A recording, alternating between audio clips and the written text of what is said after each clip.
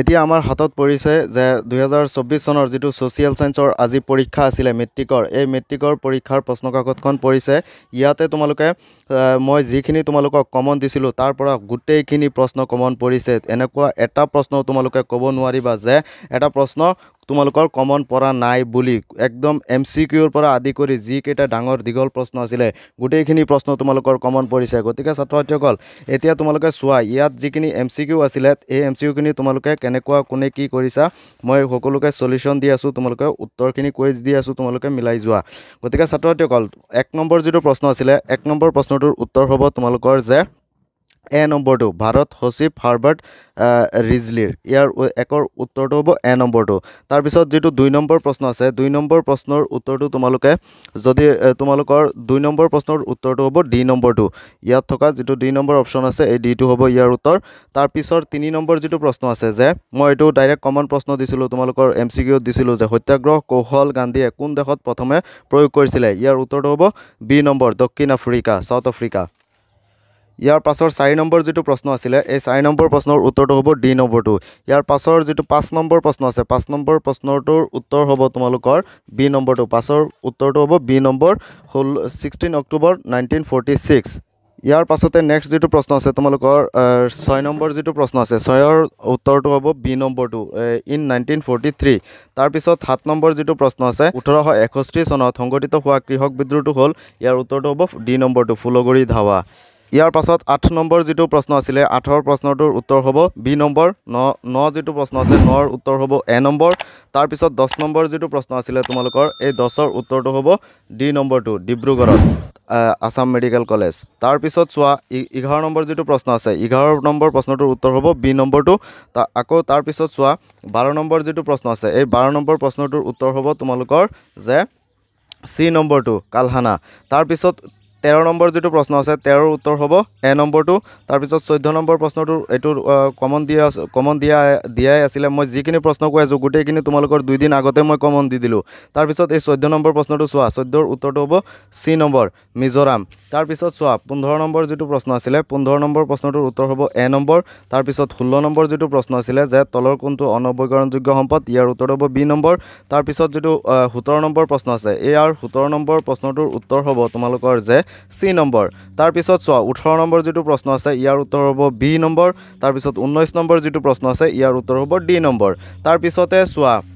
20 number যেটো প্ৰশ্ন আছিল 20ৰ উত্তৰটো হ'ব বি নম্বৰ তাৰ পিছত 21 নম্বৰ যেটো প্ৰশ্ন আছে এটো সকলোৱে জানা একদম ইজি প্ৰশ্ন যে সি নম্বৰ ৰাছিয়া তাৰ পিছত চোৱা 22 নম্বৰ যেটো প্ৰশ্ন আছে এটো সকলোৱে জানা লোহিত সাগৰ ৰেড সি তাৰ পিছত 23 নম্বৰ যেটো প্ৰশ্ন আছে 23ৰ প্ৰশ্নটোৰ উত্তৰ হ'ব ইজিপ্ট তাৰ পাছত যেটো 24 নম্বৰ প্ৰশ্ন আছে এই 24ৰ উত্তৰটো হ'ব বি নম্বৰটো তাৰ পিছত 25 নম্বৰ যেটো প্ৰশ্ন আছে 25ৰ হ'ব এ নম্বৰটো তাৰ পাছত যেটো 26 নম্বৰ প্ৰশ্ন আছে এই 26 নম্বৰ প্ৰশ্নটোৰ উত্তৰ মই অলপ কনফিউজন আছো কিন্তু উত্তৰটো বি হ'ব লাগে যদি এটো ভুল হৈছে তোমালোকে কমেন্ট সেকশনত কমেন্ট কৰি জনাই দিবা তাৰ পিছত 27 নম্বৰ যেটো প্ৰশ্ন আছে সেই 27 নম্বৰ প্ৰশ্নটোৰ উত্তৰ হ'ব বি নম্বৰটো তাৰ পিছত 28 নম্বৰ যেটো প্ৰশ্ন আছে 28ৰ উত্তৰটো হ'ব ডি নম্বৰটো চাউদক আকৌ 29 নম্বৰ প্ৰশ্নটোৰ উত্তৰ হ'ব বি নম্বৰটো তাৰ পাছতে ছাত্ৰ-ছাত্ৰীসকল 30 নম্বৰ যেটো প্ৰশ্ন আছে 30ৰ উত্তৰ হ'ব তোমালোকৰ বি নম্বৰটো তাৰ পিছত 31 নম্বৰ যেটো প্ৰশ্ন আছে ইয়াৰ উত্তৰ হ'ব বি নম্বৰটো 32 নম্বৰ প্ৰশ্নটোৰ উত্তৰ হ'ব বি নম্বৰ 33 নম্বৰ যেটো প্ৰশ্ন আছে ইয়াৰো উত্তৰ হ'ব বি নম্বৰ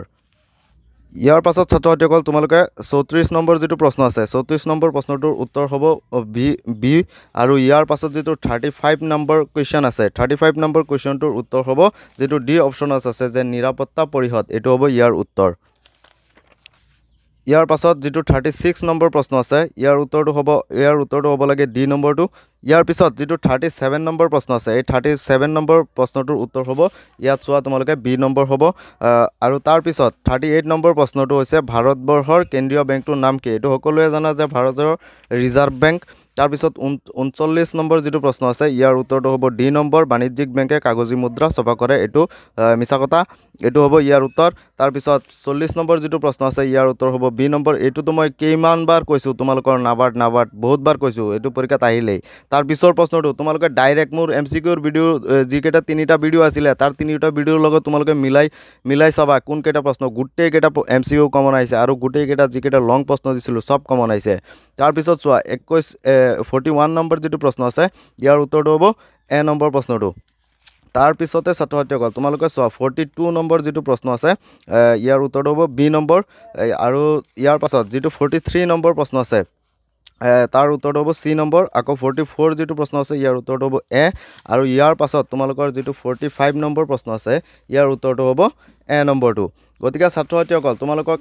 এইবোৰ যিবোৰ প্ৰশ্ন মই সকলোবোৰ প্ৰশ্ন তোমালোকক দেখুৱাই দিছিলোঁ কমন পৰিছে নে নাই তোমালোকে কমেণ্টত কমেণ্ট কৰি জনাই দিয়া আৰু আশা কৰোঁ মোৰ ভিউৱাৰ যিখিনি আছিলে যিসকলে মোৰ ভিডিঅ'খিনি চাইছিলে সিহঁতৰ এক্সাম ভালেই হৈছে বুলি গতিকে ছাত্ৰ-ছাত্ৰীসকল তোমালোকে ইয়াতে চাব পাৰি আছা মই অসমৰ মেপটো বাৰে বাৰে আঁকিবলৈ শিকিব কৈছিলোঁ গতিকে সেইটো আহি গ'ল 5 মাৰ্কছৰ কাৰণে গতিকে ছাত্ৰ-ছাত্ৰীসকল আশা কৰোঁ তোমালোকৰ সকলোৰে এক্সাম ভালেই হৈছে বুলি গতিকে ছাত্ৰ-ছাত্ৰীসকল আজিৰ ভিডিঅ'টো আছিলে ইমানেই যদি ভিডিঅ'টো চাই অলপো ভাল পালা তেনেহ'লে ভিডিঅ'টোত এটা লাইক কৰি দিবা আৰু আমাৰ চেনেলত যদি নতুনকৈ আহিছা তেনেহ'লে প্লিজ আমাৰ চেনেলটো ছাবস্ক্ৰাইব কৰি দিবা